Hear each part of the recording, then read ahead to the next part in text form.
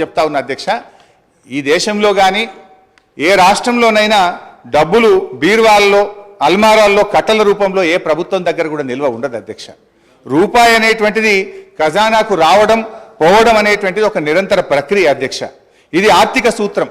ఈ చక్రం కదిలితేనే ఆర్థిక వ్యవస్థ ఆరోగ్యంగా ఉంటుంది.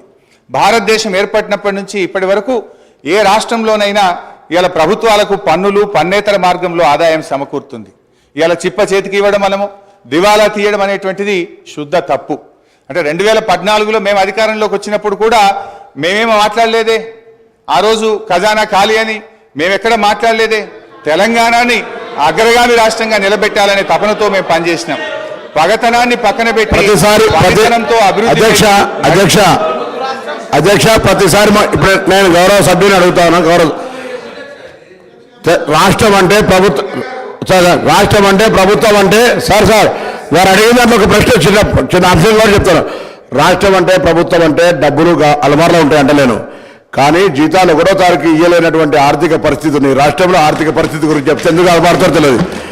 ఆర్పాటానికి అట్టహాసానికి ఏం ఇబ్బంది లేదు, కానీ వాస్తవంగా ఉన్నటువంటి లెక్కలు తీసుకుంటే మనం ఇలా మేము ప్రగతి భవన్ చూపెడతా ఉన్నారు, లేకపోతే డాక్టర్ అంబేద్కర్ భవన్ చూపెడతా ఉన్నారు.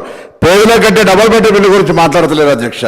ఈ రోజు మా దగ్గర హుస్నాబాద్ సంబంధించి పోతే మున్సిపాలిటీకి సంబంధించినటువంటి అధికారులు ఈ ఇంట్లో ఉంటే సరిపోతామని బోర్డు పెట్టారు. అయినా కూడా ఆ ఇంట్లో నివసించవచ్చు, కానీ ఇటువంటి వాళ్ళు కూడా డబుల్ బెడ్రూమ్ ఇవ్వలేదు అధ్యక్ష.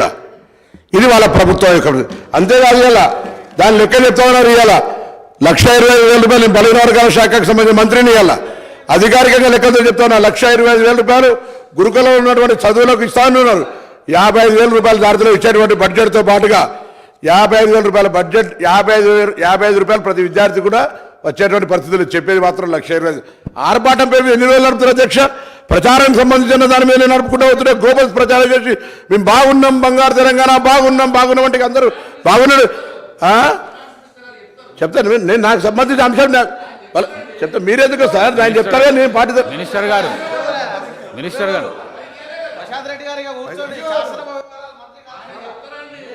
హరీష్ రావు గారు స్పీకర్ గారు